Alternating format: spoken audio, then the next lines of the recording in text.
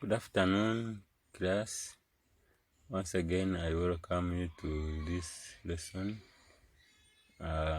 Today, you are very much aware that we shall have a test at 5, and the test will be all about what we have been covered for the 3 weeks that we have spent together. So in this lesson, I have decided to take you through to remind you about what we have been covering, such that you don't find any challenges with the test. I want all of you to get all the marks in the test, because whatever is there is only what we have done in the 3 weeks. Don't read outside.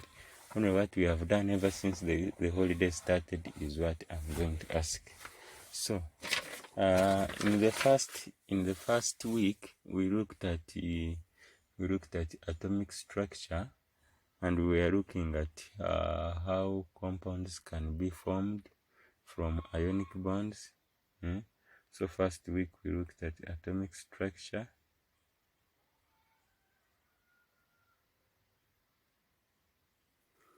and we looked at how compounds can be formed by ionic bonding and by covalent bonding. So we said in ionic bonding, I'm going to give you one example about ionic bonding and one example about covalent bonding that will help you to remember.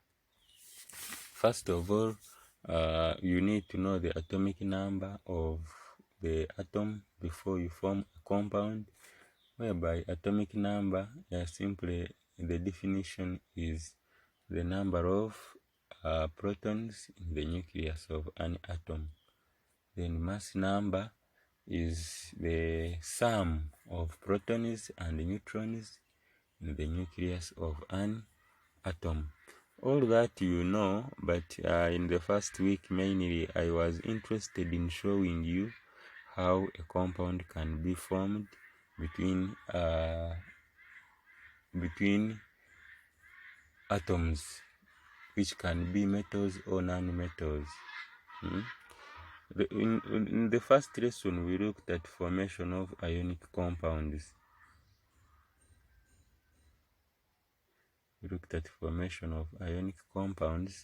An ionic compound is formed when one atom is a metal. One atom is a metal and the other atom is a non-metal. One atom is a metal and the other atom is a non-metal. One atom is a metal and the other atom is a non-metal.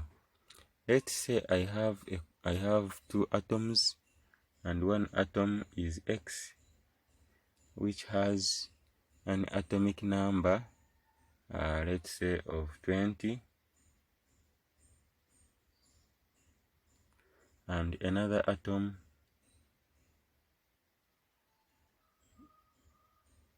M, which has an atomic number of 17. When I write the electronic configuration of the configurations of these atoms, the electronic configuration of X becomes 2 to 8 to 8 to 2, and that one of M becomes 2 to 8 to 7. So you realize that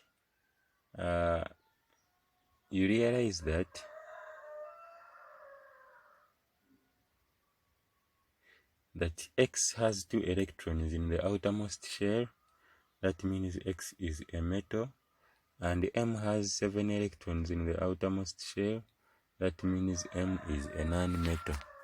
The compound, when the compound is formed, a metal loses electrons to the non-metal. A metal loses electrons and the non-metal gains electrons.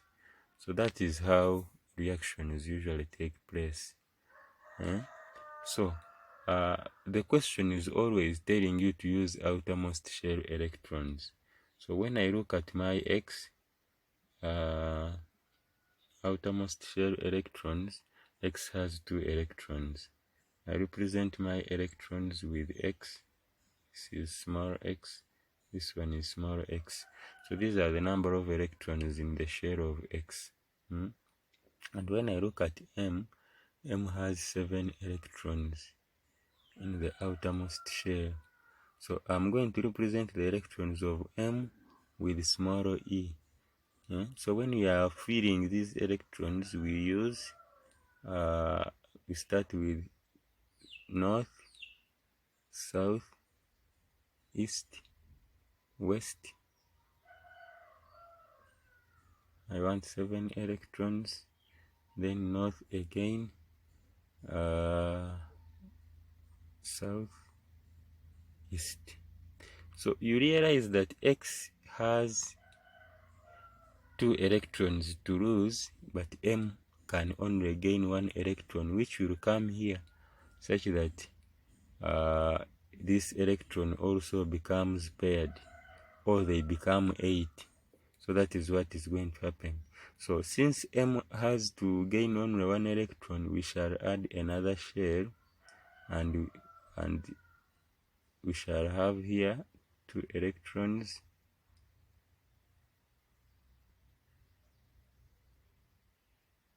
One, two, 1, 2, 1, 2, 1.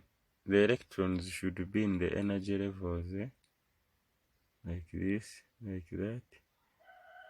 Those ones are 7 also. So this is another shell of M, such that you have 2 shells of M, whereby each one has to gain 1 electron, such that all the electrons from X can be lost. Now watch out, this is the mistake most of you are making. When this electron comes here, you only show that it is being moved from this position to find this electron. You don't add this electron here immediately. When you add it immediately, they will become 8 before the electron is transferred. So just show an arrow showing transfer of that electron, and it goes to the electron that is not paired.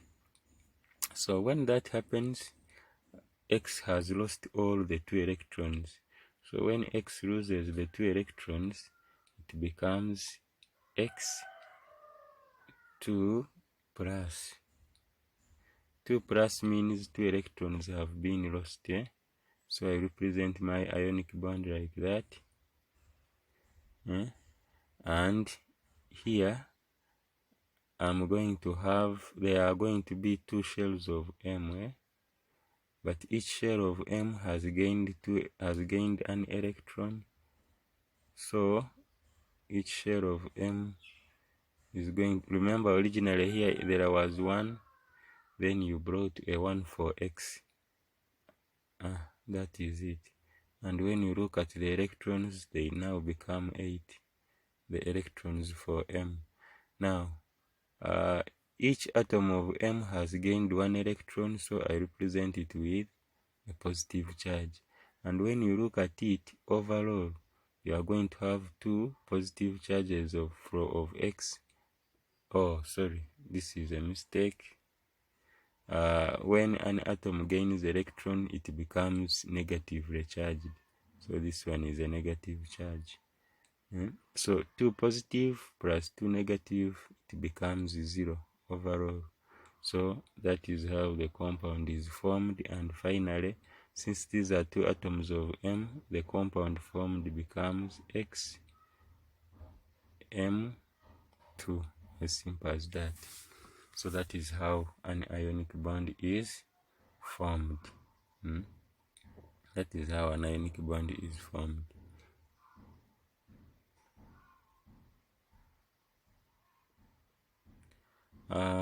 We also looked at how a covalent bond is formed. I'm also going to give you one example about how a covalent bond is formed. For a covalent bond, we agreed that it is formed between two atoms which are all non-metals. I'm going to give you an example, e.g.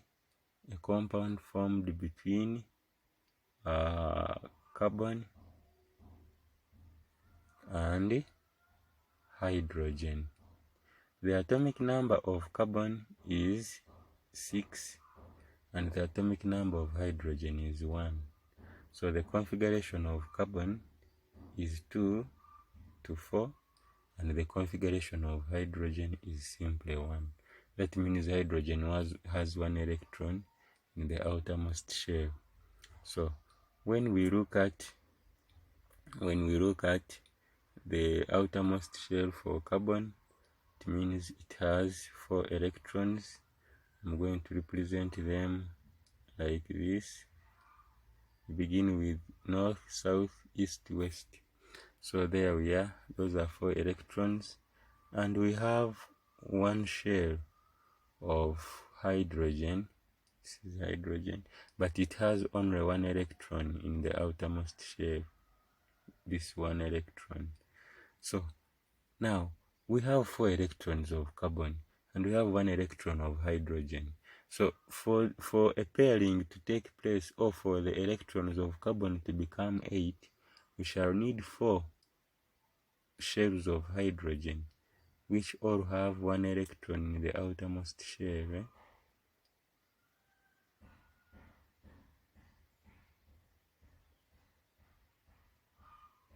Such that one comes here, another one comes here, such that we form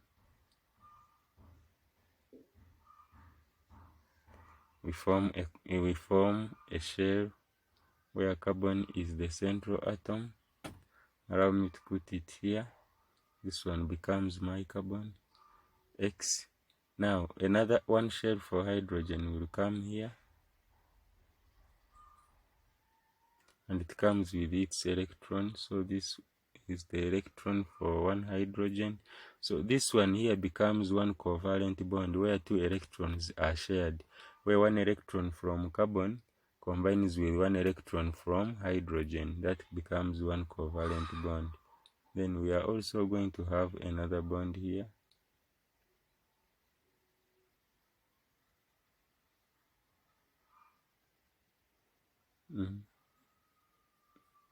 Then we have a bond for carbon here. It will pair with, we have an electron for carbon here on the north. On the south, it will pair with 1 other electron of hydrogen, like that, and that will be another covalent bond. Then we have another electron of carbon,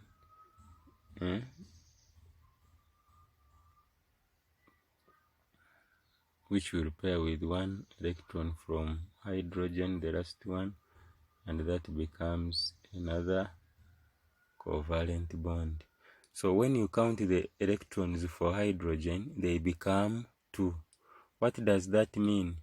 For an atom to be stable, it should have the electronic configuration of an inert gas. Helium is also an inert gas. So when hydrogen has 2 electrons, it means it is showing the electronic structure of helium, which is also an inert gas. And when you count the electrons for carbon, they become 8. 1, 2, they become 8 because it had 1, then another one for hydrogen came to form a bond. So finally, we form our compound as 1 carbon and 4 hydrogen. Like that, that's how it takes place. So that is how a covalent bond is formed, and that's how we looked at it. Okay? Now, from there, we also had to look at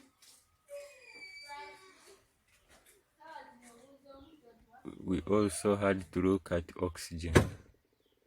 What did we see about oxygen? We saw the substances that are used to prepare oxygen. We said oxygen is prepared from hydrogen peroxide, don't forget that hydrogen peroxide and using manganese 4 oxide as a catalyst. So when hydrogen peroxide is exposed to sunlight, it produces oxygen gas. So the equation, if I have hydrogen peroxide and I expose it to sunlight, it produces water and oxygen gas. To balance this equation, you need to begin by making oxygen an even number. You put 2 on hydrogen, and hydrogen is now become 4, so you will have to put a 2 on hydrogen peroxide also. So that is the equation for preparation of oxygen. And we are saying the catalyst needed there is manganese 4 oxide. I'm repeating just for the sake of those who missed the lesson. Manganese 4 oxide. Manganese, not the spelling. This is Se. Manganese 4 oxide is used as a catalyst. How is oxygen gas identified in the laboratory? It is identified by using a growing sprint.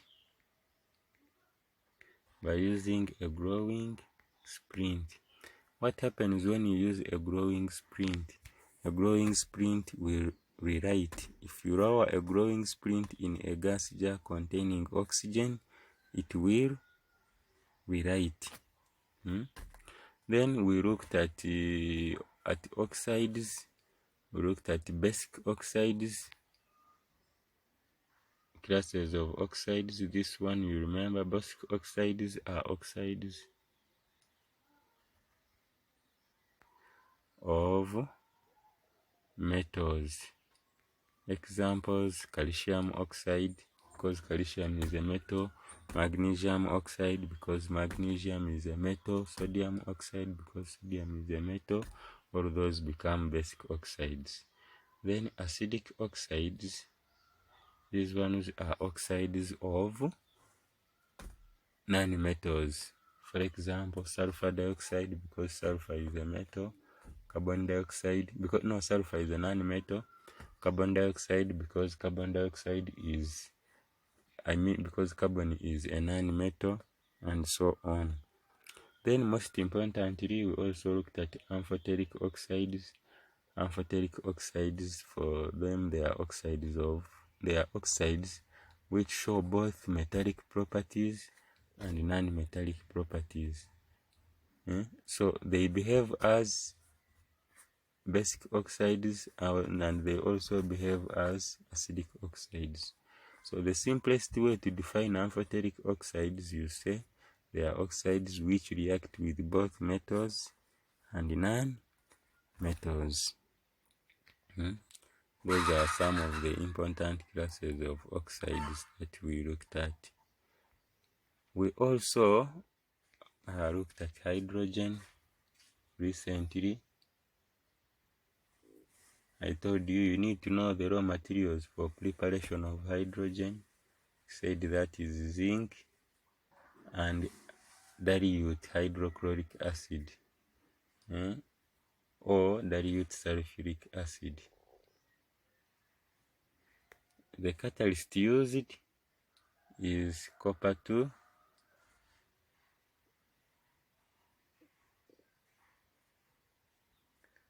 The catalyst used is copper 2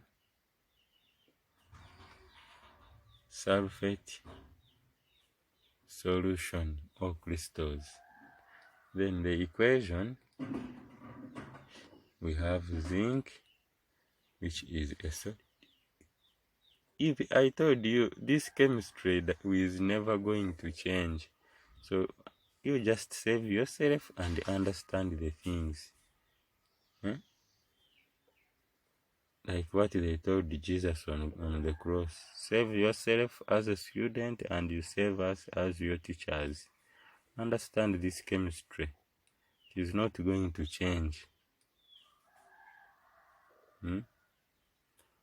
We are going to tell you the same things. You'll get tired. But you cannot change them. So understand them. So zinc chloride, zinc has a valence of 2 and chlorine has a valence of 1. We shall put there 2 to balance chlorine. Please, this equation must be balanced for you to get max. Then how do we dry zinc? How do we dry hydrogen gas? We can pass it through a wash bottle containing concentrated sulfuric acid, or we pass it through a U cube containing anhydrous calcium chloride. When you use concentrated sulfuric acid, you use a wash bottle. But when you use anhydrous calcium chloride, you use a U cube. How is hydrogen identified? For it, we use a burning splint. For it, we use a burning splint, and the burning splint explodes with a pop sound. Explodes with a pop sound. That's how hydrogen gas is identified. We said the metal that is used in preparation of hydrogen cannot be copper, because copper is lower than hydrogen in the reactivity series, and therefore it cannot displace it from its solution of hydrochloric acid. We looked at the reduction properties of hydrogen, whereby we said if you have hydrogen, the oxides that can be reduced by hydrogen,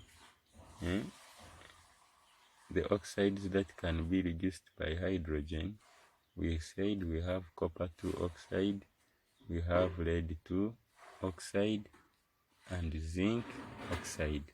These oxides can be reduced by hydrogen. If you have copper 2 oxide, which should be heated, and you add hydrogen, which should be dry as one of the conditions, you will get copper, which is a solid, plus water. If they have asked you for the observation, copper 2 oxide, I told you, I gave you those colors, is black.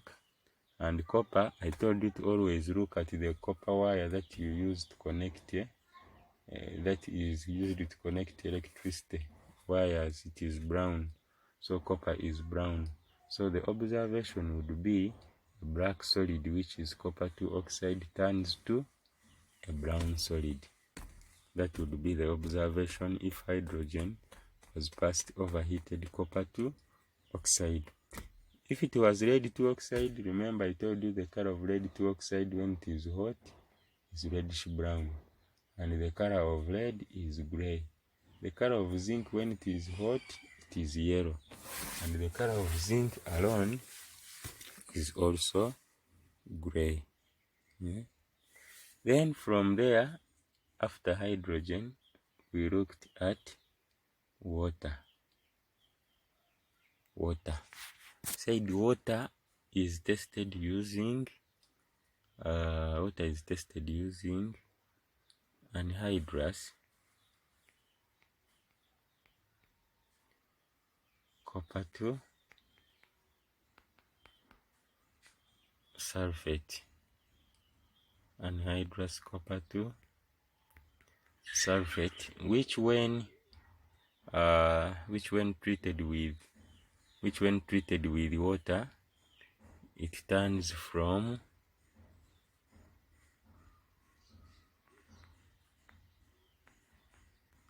white to blue. So we took down those notes. Please take care and I had told you to keep on noting important things, so take care of that. From there, I took you to reactions of water, whereby we used the reactivity series, potassium, sodium, calcium, magnesium, aluminium, zinc, iron,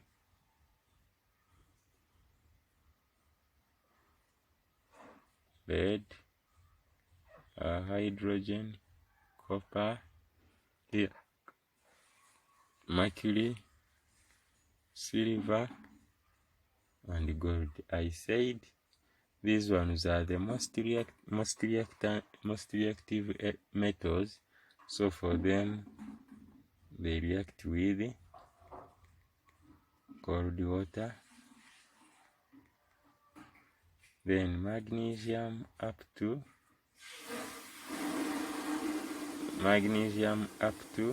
iron. These ones do not react with cold water, but they react with steam. Then these remaining ones, they don't react with water. Don't react with water.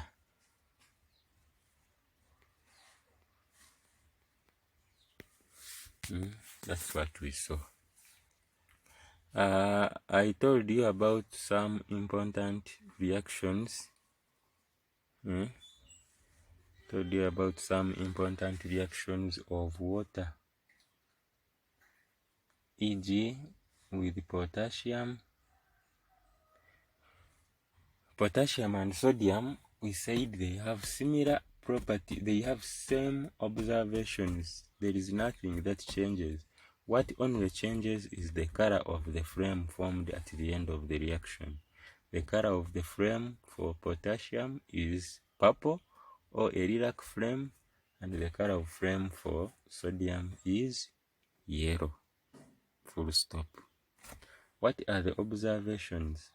We said if it is potassium or sodium metal, number one, it floats on water. After floating, it melts into silvery balls.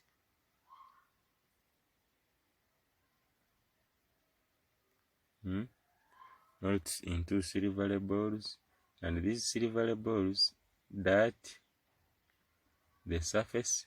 The word to dart the surface, we mean they move on the surface. Then they produce a hissing sound and effervescence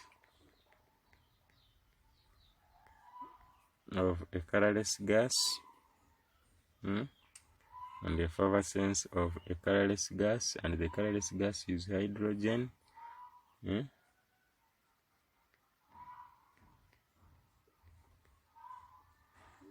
That burns with a lilac flame. If you don't want to write the word lilac, you can write purple flame. Then you'll still be on point. And we shall have the equation where we have potassium plus water forming potassium hydroxide, which is aqueous, plus hydrogen gas. To balance, begin by making oxygen even number. So you can begin by putting here a 2 on potassium hydroxide. When you put there a 2, oxygens will become 2, so you also put a 2 on hydrogen, and on water and hydrogen become 4. Even this side there are 4, and finally you put a 2 on potassium. Please, I want to tell you this: potassium, sodium, and calcium For them, they form hydroxides and hydrogen gas. Then the other ones which react with steam, for them they form oxides and hydrogen. Don't confuse. So some people writing potassium oxide plus hydrogen. That is wrong. Potassium, sodium, and calcium, for them, they react with water to form hydroxides, corresponding hydroxides, and hydrogen gas. Then those which react with steam, for them, they form oxides and hydrogen gas. For example, magnesium, we said it catches fire and burns with a white flame, forming a white solid, and the white solid is magnesium oxide, yeah, and hydrogen gas. So that is it about what we have been studying, and I can tell you that the test you are going to do is all about that. I've not put there hardness of water. So you revise and prepare for the test. I want everyone to score all the marks. Don't take this for granted. Use this chance that your parents have given you to improve your grades, because some people are not learning. So make use of this time very well. I wish you well. If there is any question, something that is not clear, you will send me an inbox and we look at it as the lesson is still going on. Thank you for watching the video. Keep on.